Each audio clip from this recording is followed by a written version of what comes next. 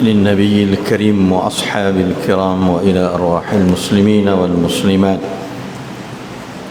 والمؤمنين والمؤمنات شيء لله لهم الفاتحة.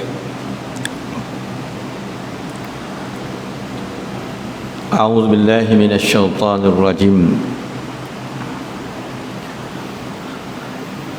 بسم الله الرحمن الرحيم. الحمد لله رب العالمين الرحمن الرحيم مالك يوم الدين إياك نعبد وإياك نستعين اهدنا الصراط المستقيم صراط الذين أنعمت عليهم غير المغضوب عليهم ولا الضالين آمين. السلام عليكم ورحمة الله وبركاته.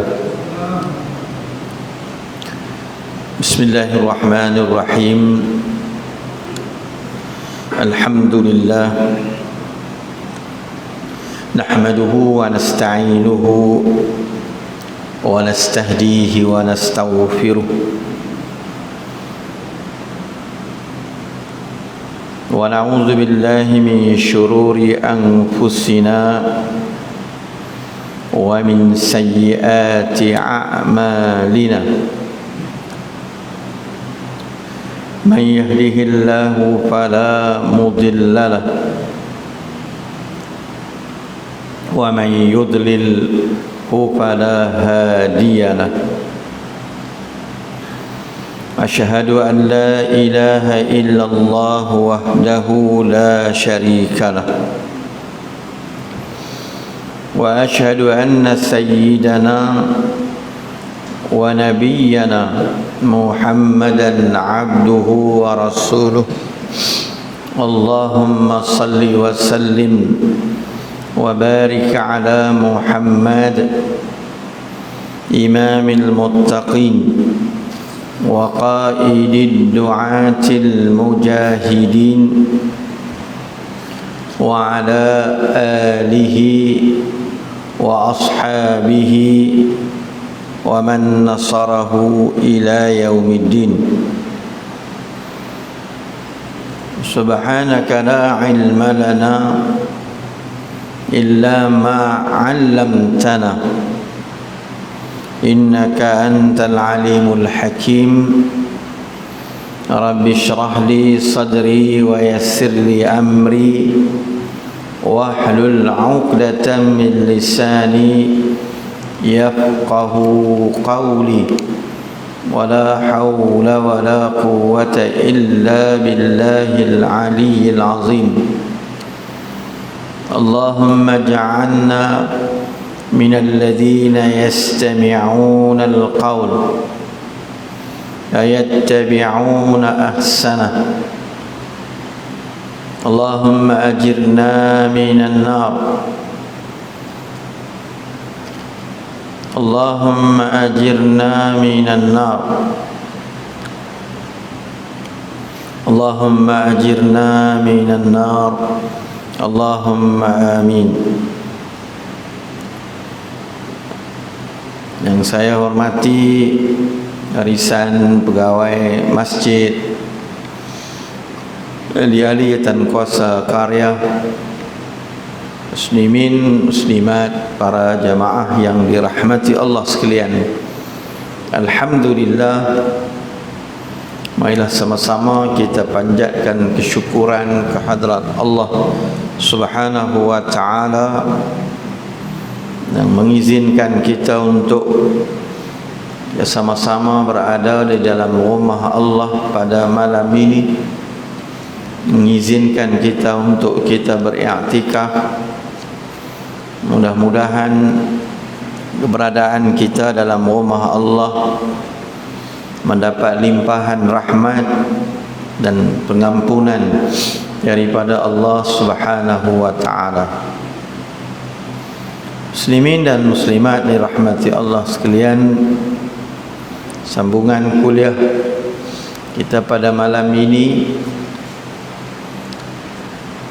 melalui firman Allah Subhanahu wa taala dalam surah Fussilat.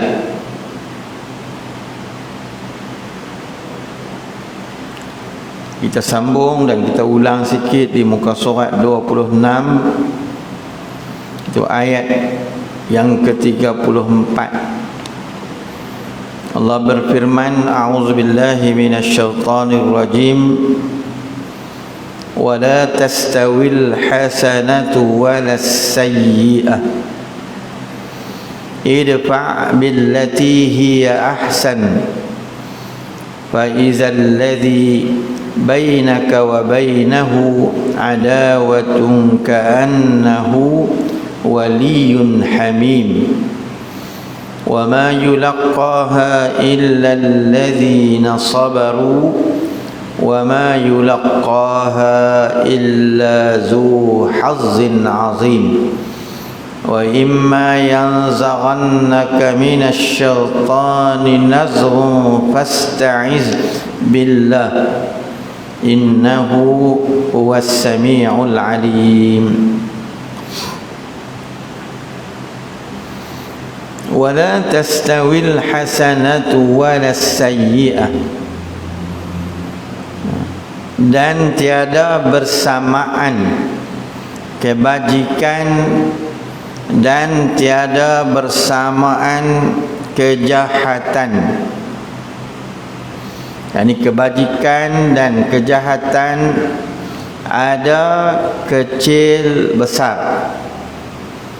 Tiada semacam balasan dosa pahalanya, maka kufur dan syirik balasannya neraka, dan iman dan tauhid balasannya syurga.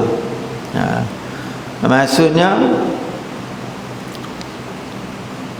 Allah menegaskan pada kita bahawa alangkah besarnya perbezaan di antara kebaikan dan kejahatan. Tadi kata wala tastawil hasanatu walas sayyi'ah. Tiada bersamaan, maknanya bila tidak bersamaan makna berbeza, dan perbezaannya tu besar di antara kejahatan dan kebajikan. Kejahatan ini dosa ada besar, ada kecil.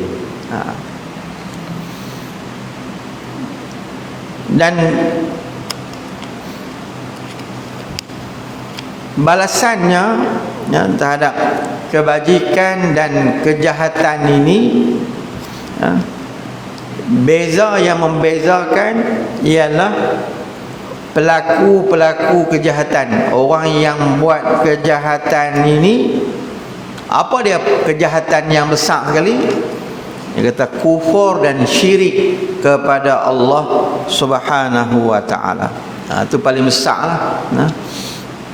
Dosa yang paling besar kata para ulama ialah dosa kufur. Jadi kafir. Dosa mencuri memang dosa besar, tapi nak banding dengan dosa yang paling besar sekali ialah dosa kufur. Pasal apa? Pasal dosa kufur syirik ini balasannya adalah neraka. Itu bezanya. Kebajikan di sini maksudnya beriman dan mentauhidkan Allah. Itu kebajikan yang besar. Nikmat, betul kita sebut nikmat yang paling besar yang Allah bagi kat kita ni bukan makan minum, tapi nikmat yang paling besar ni ialah tauhid lah.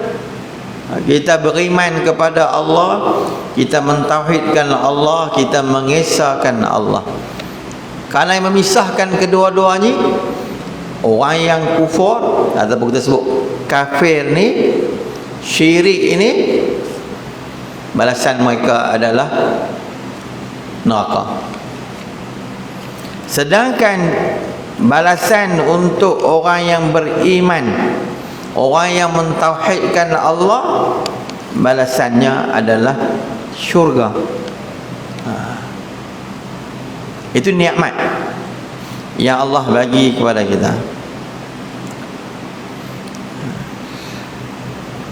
Imam Ibnu Katsir di dalam tafsirnya, tafsir Ibnu Katsir menyatakan ayat ini yang Allah kata wala tastawil hasanatu walas sayyi'ah, tidaklah sama kebaikan dan kejahatan ini. Maksudnya Allah nak jelaskan pada kita betapa besarnya perbezaan di antara kufur dan iman, syirik dan tauhid.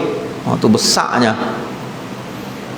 Nah, bagi mudah kita faham besarnya perbezaan itu ialah orang yang kufur, orang yang syirik Allah masukkan ke dalam neraka. Sebab Allah sangat murka kepada orang yang kufur, orang yang syirik dengan Allah. Dan Allah mengurniakan syurga kepada orang yang beriman, orang yang mentauhidkan Allah Subhanahu wa ta'ala. Kemudiannya Allah menyebutkan idfa billati hiya ahsan, tolak olehmu dengan yang terlebih elok. Maksudnya tolaklah kejahatan tu. Idfa' billati itu mana? Tolaklah kejahatan itu dengan yang lebih elok, dengan cara yang lebih baik. Tolak kejahatan dengan cara yang lebih baik.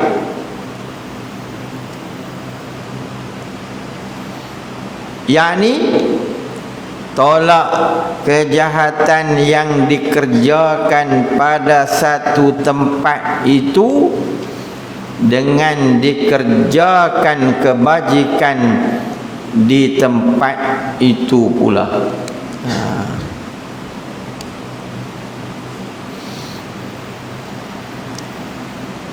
Maksudnya siapa yang buat jahat kepada kita, terhadap dirimu lah, orang yang melakukan kejahatan kepada kita,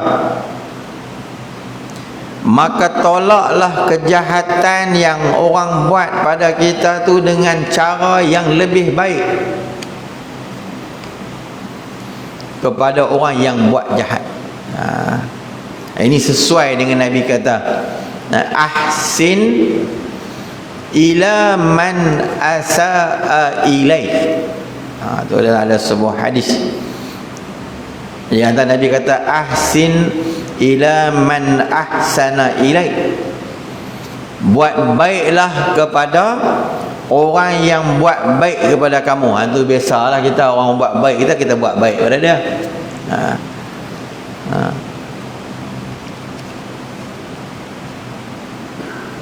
Tapi yang lebih hebat lagi, lebih hebat ni, yang Nabi kata ahsin ila man asaa ilai, buat baik kepada orang yang buat jahat kepada kamu. Itu maksud tolaklah kejahatan itu dengan kebaikan.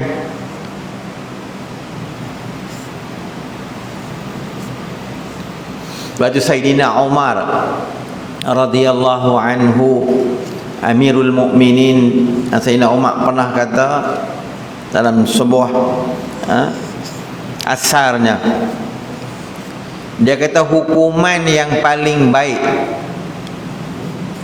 bagi orang yang derhaka kepada Allah dan dia menyakiti hati kamu. Orang tu dia derhaka kepada Allah dan dia menyakiti hati kamu. Apa hukuman yang paling baik, yang setimpal yang kita patut bagi kepada dia? Kata Sayyidina Umar, hukuman yang paling baik, balasan yang paling baik ialah kamu taat kepada Allah dalam menghadapinya.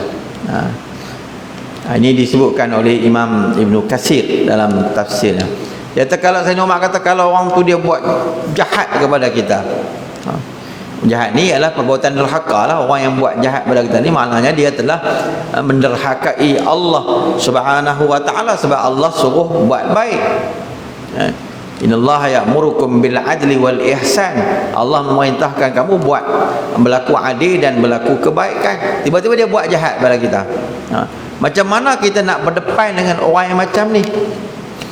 Sayyidina Umar kata, kita taat kepada Allah dan kita menghadapinya dengan ketaatan kepada Allah.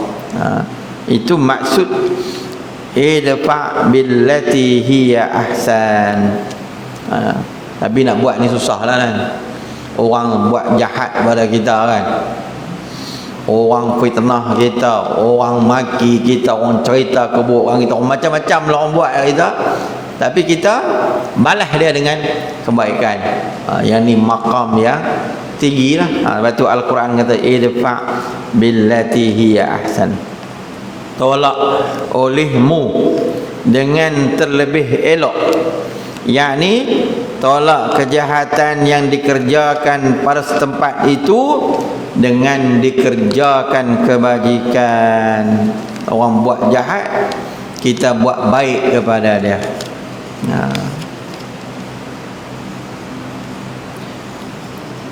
Kata pegang kita, demikianlah tolak huduh dengan yang elok. Kalau orang buat jahat ke kita, orang buat perangai tak elok pada kita, kita buat perangai yang elok. Dia tak mau tegak kita, tegak dia. Dia tak mau bagi salam pada kita, kita bagi salam. Sebab itu lebih baik. Dia sakitkan hati kita, kita tetap menyebutkan kebaikan dia. Yang elok, yang tu lebih elok. Yang huduh, tolak yang huduh dengan yang elok. Buang keruh, ambil jernih. Dia nak bergaduh dengan kita, nak berkelahi dengan kita, kita ambil perdamaian, kita ambil jalan yang baik. Ini adalah saranan daripada Al-Quran. Dan contoh ni kalau tengok contoh Nabi lah, contoh Nabi sallallahu alaihi wasallam dalam kisah-kisah yang diriwayatkan oleh para ulama banyak sekali. Nabi sallallahu alaihi wasallam ketika berada di Madinah disakiti oleh orang Yahudi, seorang perempuan wanita Yahudi yang setiap kali Nabi lalu tu dia ambil ayat-ayat yang kotor daripada basuhan-basuhan dia, curah atas Nabi, tuang atas kepala Nabi. Tapi Nabi tak balas. Nabi tak balas. Sebab Nabi menolak kejahatan itu dengan cara yang baik. Sehingga satu hari diriwayatkan kata Yahudi ni, wanita ni Yahudiyah ini sakit. Nabi lalu tengok tak ada pun ayat jatuh atas kepala. Nabi tanya, mana orang yang tuang ayat atas kepala dia? Nabi kata wanita tu sakit. Ada riwayat kata Yahudi tu lelaki, ada riwayat Yahudi perempuan, ada sakit. Nabi pi ziarah dia dan merawat dia. Kalau kita Bayangkan kalau kita menyumpah lagi badan muka dah. Itu makam para nabi. Sebab itu ayat ini yang kata menolak ini adalah orang-orang yang punya sifat yang tinggi dah, makam yang terpuji. Makam Rasulullah lah makam terpuji ni. Bukan senang nak tolak kejahatan ni. Kita nak lawan kejahatan orang yang buat. Idfa' billati. Maka jawabnya, kalau kita tolak kejahatan dengan cara baik, orang buat jahat kita buat baik, fa izal ladzi bainaka wa bainahu adawatun ka'annahu waliyyun hamim. Maka ketika itu mereka yang ada antara engkau dan antaranya berseteru. Maka kamu dengan orang-orang yang berseteru itu jadi seolah-olah kekasih, hamim, yang hampir. Kalau orang tu buat jahat, kita buat baik, kata Allah, orang yang buat jahat kepada kita tu akan menjadi kekasih kita, menjadi orang yang baik dengan kita, yang rapat dengan kita. Waliyun hamim. Sejarah ni telah ditunjukkan oleh Nabi lah. Ramai orang yang musuh Nabi akhirnya masuk Islam. Orang yang tak beriman dengan Nabi. Pasal apa? Melihat kepada tingginya akhlak Nabi. Sebab tu Allah kata, izal ladzi bainaka wa bainahu adawatu ka'annahu waliyyun hamim. Orang-orang yang bermusuh di antara kamu, maka mereka akan berubah menjadi kawan rapat kamu. Pasal kita tak balas kejahatan dia.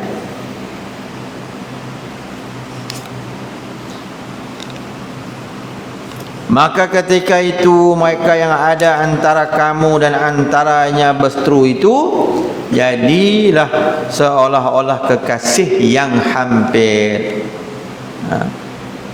Sebab manusia ni, Allah cipta kita ni, dia ada perasaan malu. Malu. Allah cipta kita. Kita kalau kita buat jahat pada seseorang, tiba-tiba orang tu buat baik kita, akan timbul rasa malu dalam diri kita. Memanglah macam tu. Dia rasa malu, rasa tak gamak dah nak buat kejahatan itu. Allah yang cipta kita, Allah dia maha mengetahui. Hati kita ni jadi lemah dengan kebaikan orang. Dengan kebaikan orang. Yani manakala dibalas pada orang yang perbuat jahat kepada kita itu dengan berbuat baik kepadanya, maka kita akan dapat kawan orang yang buat jahat pada kita tu menjadi baik. Contohnya kata musannif pengarang, balas bakhil dengan beri. Orang yang kedekut dengan kita, jiran kita kedekut, bakhil, kita pergi hantar makanan kat dia. Lepas tu saya kata nak buat ni susah, bukan senang nak buat ni. Jiran kita duduk satu taman dengan kita contohnya, tak pernah dia cukup kedekut, tiba-tiba kita pergi bagi kat dia. Mungkin sekali tak jalan lah, tapi 2-3 kali kita duk bagi kat dia. Balas sifat bakhil dengan beri, kita bagi. Balas huduh dengan elok, dia buat kelaku tak elok, masam muka dengan kita, tengok kita satu macam je, macam nak makan kita, tapi kita balas dengan senyuman, kita balas dengan bagi salam. Yakinlah Al-Quran kata dia akan menjadi rakan yang baik. Elok dengan marah, huduh dengan elok, marah dengan sabar. Orang marah kat kita, kita sabar menghadapinya. Sebab tu di dalam ada pepatah Arab, dia kata ahbib habibaka haunamma asa an yakuna baghidaka yawmamma. Maksudnya, sayangilah, kasihilah orang yang kamu kasih itu berpada-pada, karena boleh jadi satu hari dia akan menjadi musuh kamu. Wabghid baghidaka, bencilah orang yang kamu benci tu, yang kamu tak suka tu, berpada-pada. Haunamma asa an yakuna habibaka yaumamma. Kerana boleh jadi satu hari orang yang kamu benci tu akan jadi kawan kamu. Macam itulah dalam kehidupan kita ni. Yang kita boleh tengok sekali dalam dunia kita ni, orang politik marah-marah, berkelahi, bergaduh kan, tetap jadi kawan. Jadi kawan. Sebab politik ni dia boleh berubah saja. Dulu parti ni bergaduh, kelahi, macam-macam lah. Lepas tu jadi baik. Yang ni baik satu masa, lepas tu bergaduh. Lepas tu Islam ajaklah kita. Apa yang kita buat tu, kalau kita pandu pada agama, selamat. Al-Quran ni turun untuk orang yang meyakini kata agama ni adalah penyelamat. Lepas tu ajaran dia, isi kandungan Al-Quran ni Allah turunkan kepada orang yang beriman. Zalikal kitabu la raiba fi hudan lil muttaqin. Al-Quran ini petunjuk dan tidak ada keraguan bagi petunjuk kepada orang-orang yang muttaqin. Atau orang yang beriman, dia baca Al-Quran, dia yakin dengan isi kandungan Al-Quran ini. Jadi Al-Quran yang perintah. Orang yang tak percaya pada Al-Quran, yang dia tak yakin pada Quran, dia tak percayalah kepada apa yang isi kandungan yang disebutkan dalam Al-Quran, ya Allah Ta'ala firman ni. Sebab itu kita balas yang marah, orang yang marah dengan sabar, balas umpat dengan puji. Orang yang mengumpat kita, menyebutkan tentang keburukan kita, kejahatan kita, macam-macam dia buat, tapi kita puji dia. Kita puji dia. Maka Allah kata apa? Kalau kita tolak macam tu, orang yang buat, yang mengumpat kita tu pun nanti dia akan jadi baik dengan kita. Dan tolak balas jahat dengan ampun. Orang yang buat jahat pada kita, kita maafkan dia, kita bagi keampunan dia, kita minta maaf, kita bagi keampunan, kita minta ampun pada Allah. Ni orang ni dia buat jahat pada kita, tapi kita minta ampun pada Allah. Allahumma ghfir ummata Muhammadin, ya Allah ampunilah umat Muhammad ini. Tapi saya nak sebutkan, inilah maqam yang paling tinggi yang boleh dibuat ni. Kalau sekiranya kita benar-benar meyakini ayat Allah Subhanahu wa ta'ala, maka bertukarlah seteru jadi kekasih yang hampir. Jadi Allah kata kalau kita buat macam tu, kita jadi hampir.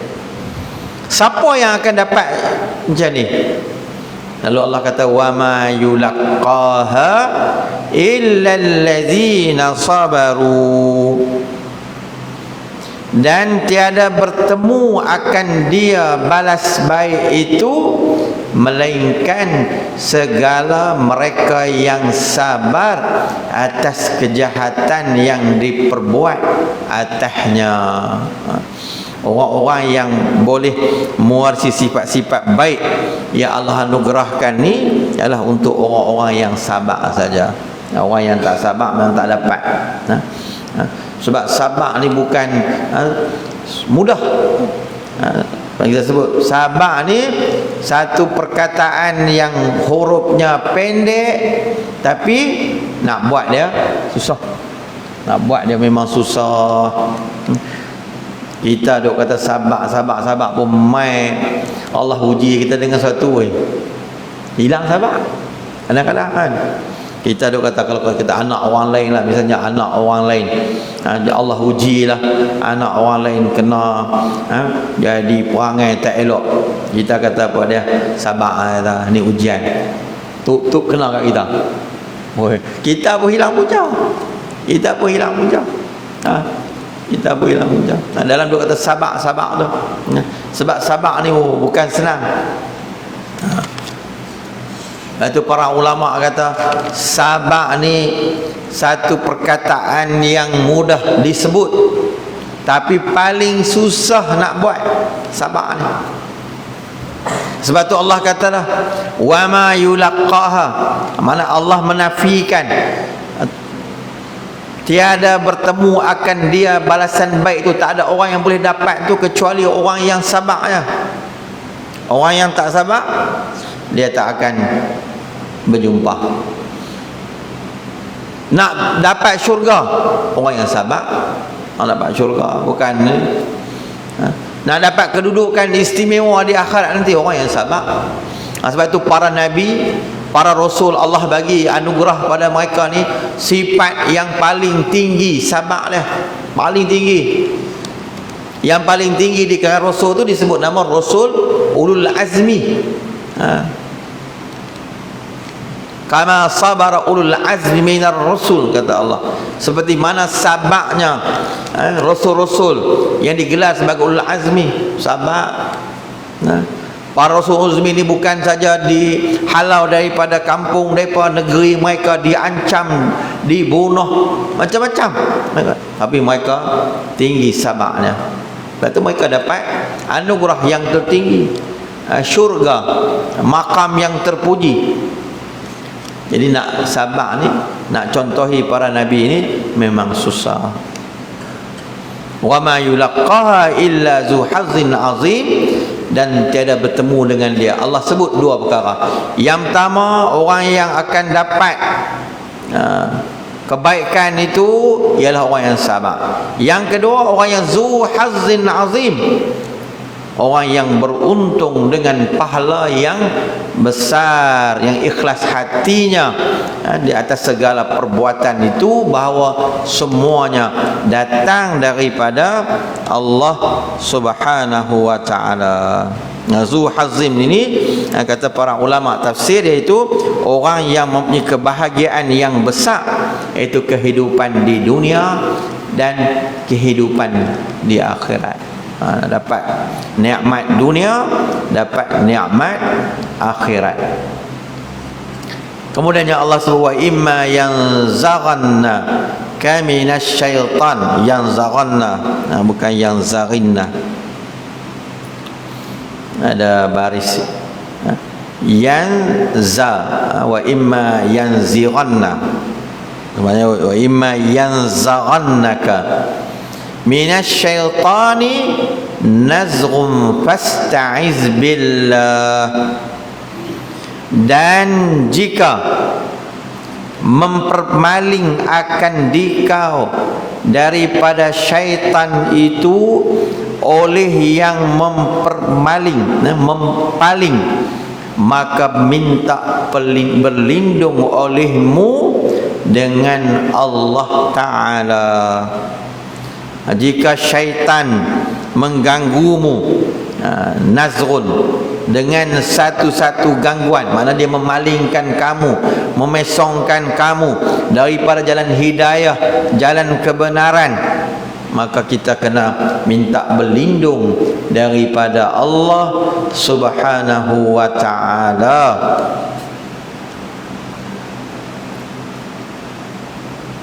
Berlindung olehmu dengan Allah Ta'ala, yakni maksudnya manakala mengwas-was akan dikau oleh syaitan dengan tinggal balasan jahat orang itu dengan kebaikan, maka minta berlindung engkau dengan Allah daripada was-was syaitan itu. Jangan ikut syaitan. Jika syaitan muahkan kamu, Allah suruh kita balas kejahatan orang dengan baik, tapi syaitan akan kata, jangan duk balas baik, buat jahat. Syaitan dia akan was-was begitu.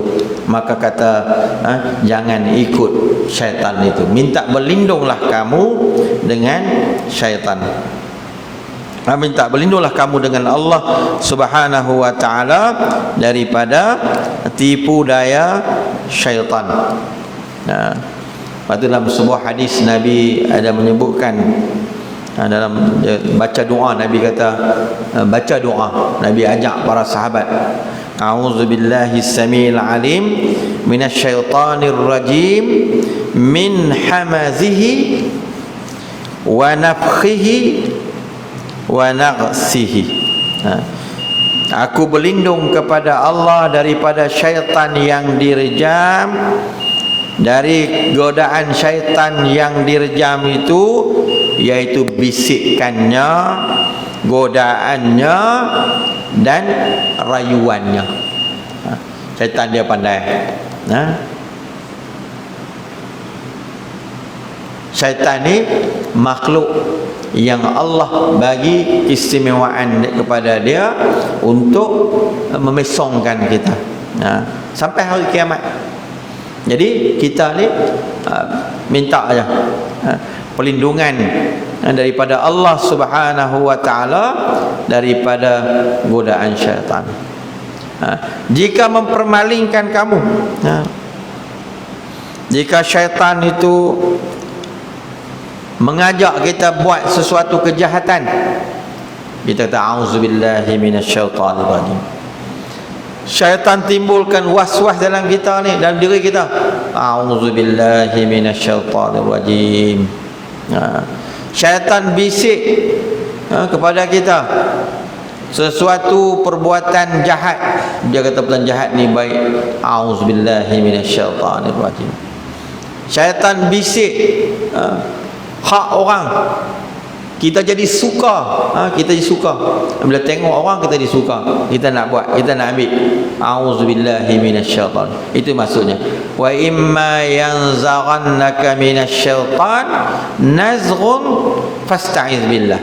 Bila syaitan dia membisik suatu bisikan, dia goda dengan satu godaan, maka minta berlindunglah kamu dengan Allah Subhanahu wa ta'ala. Sebab apa Allah kata innahu huwas samiul alim? Karena bahwasanya Allah Tuhan yang amat mendengar segala perkataan, lagi amat melihat segala perbuatan. Tiada tersembunyi sesuatu daripadanya atas Allah Subhanahu wa ta'ala. Jadi muslimin dan muslimat yang dirahmati Allah, setan ni, kata syaitan ni, berdasarkan ayat ini kata para ulama, dia boleh kita tundukkan syaitan ni dengan kita buat baik. Kita buat baik. Kita lawan bisikkan kejahatan dia tu dengan kita buat baik. Itu cara dia.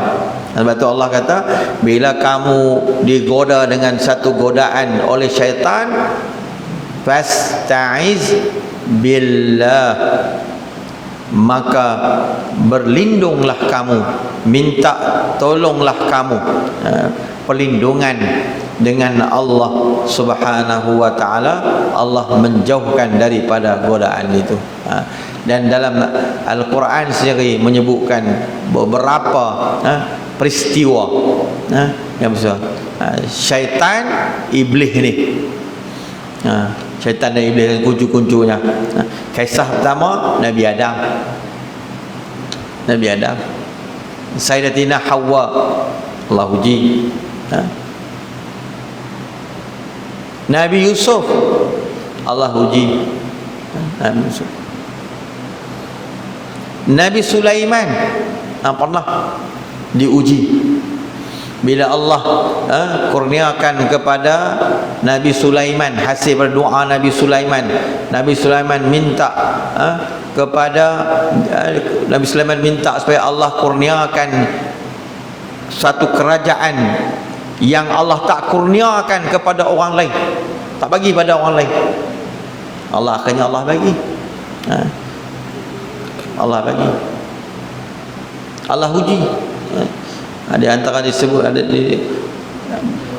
oleh para ulama ialah pernah Nabi Sulaiman dia minta izin kepada Allah Subhanahu wa taala untuk bagi kepada dia ni memberi rezeki kepada rakyat dia. Dia nak minta satu hari supaya Allah bagi kebenaran pada dia nak bagi rezeki kepada rakyat dia. Akhirnya dia tak berdaya. Jadi bisikan-bisikan ni akan berlaku sampai yaumil qiyamah, sampai hari kiamat. Maka bisikan yang paling besar pada kita ni ialah bisikan dunia. Ini bisikan yang syaitan duk bisik pada kita. Bisik pada dunia, keseronokan. Keseronokan dunia, sebab dunia itu keseronokan. Dunia itu la'ibun wadah. Dunia itu satu permainan, lah keseronokan. Tapi syaitan dia bisik dengan keseronokan ini. Maka manusia berlumba-lumba lah. Orang pakat berlumba-lumba untuk menikmati dunia ini. Maka bila kita tak dapat lari daripada nafsu kita suka pada semua tu, maka Allah ajak kita, kalau kita mai bisikkan itu, lawan dia ialah kita a'udzubillahi minasyaitonir rajim. Itu lawan dia. Sebab Allah kata innahu Allah mengetahui. Syaitan ni Allah mengetahui lemahnya di mana. Lemahnya bila kita buat kebaikan, bila kita buat kejahatan. Sebab tu orang yang bakhil, orang yang kedekut, orang yang kedekut ni nak ubat kedekut ni sedekah. Sedekah tu kebaikan. Nak kena lawan. Bila bisikkan syaitan ni dia akan bisik. Yang pertama dia Al-Quran kata bisikkan syaitan ni ya'idukumul faqra. Syaitan ni dia menjanjikan, dia bisikkan kepada kita ni fakir. Jangan sedekah, kamu akan fakir. Maka ubat dia lawan sedekah. Ya'idukumul faqra, dia sentiasa bisikkan dengan kefakiran. Sedangkan orang yang bersedekah tak pernah fakir. Tapi syaitan ni dia pandai dan tipu dayanya. Maka contoh-contoh ni bila kita diuji, kita dibisik dengan bisikan ni, maka kita fasta'iz billahi minasyaitonir rajim. Minta berlindung dengan kejahatan akibat daripada bisikan-bisikan syaitan itu. Itu ayat yang ke-34, 35 dan 36.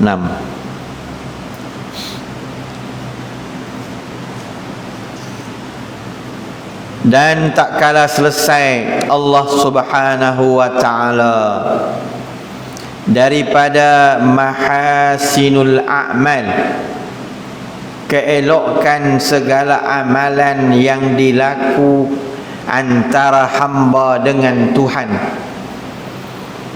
dan mahasinul a'mal, yang dilaku antara segala hamba setengah dengan setengah.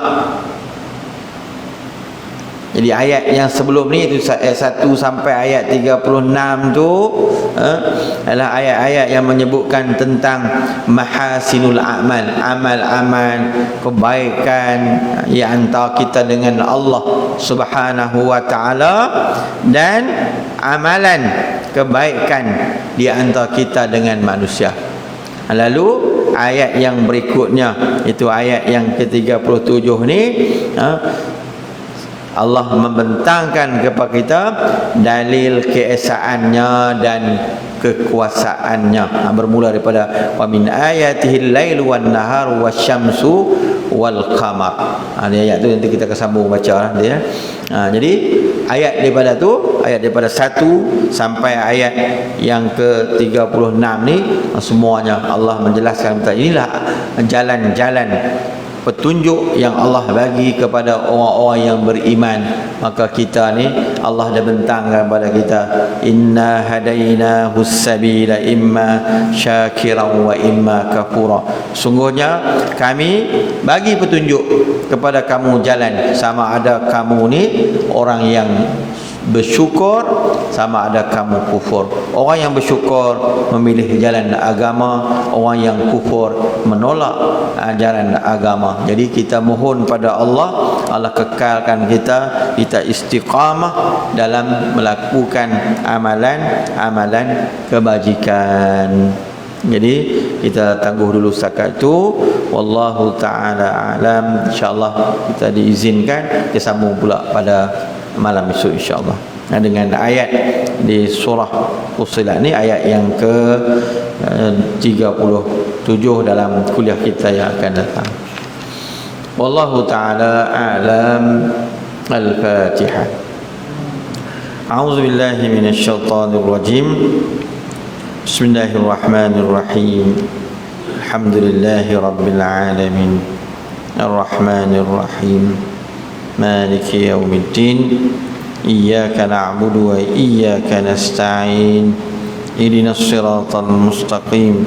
Siratal ladzina an'amta 'alaihim ghairil maghdubi 'alaihim waladdallin. Amin. Bismillahirrahmanirrahim. Alhamdulillahi rabbil alamin. Salatu wassalamu ala asyrafil mursalin Sayyidina Muhammad wa ala alihi wa sahbihi ajma'in. Allahumma inna nas'aluka ridhaka wal jannah wa na'udzubika min sakhatika wan nar. Allahumma innaka afuwun tuhibbul afwa fa'fu 'anna وعن والدينا وعن جميع المسلمين والمسلمات برحمتك يا أرحم الراحمين. اللهم إنا نسألك الهدى والتقى والعفاف والغنى. اللهم إنا نسألك علما نافعا ورزقا طيبا وعملا متقبلا. وصلى الله على سيدنا محمد وعلى آله وصحبه أجمعين والحمد لله رب العالمين. قبل الله منكم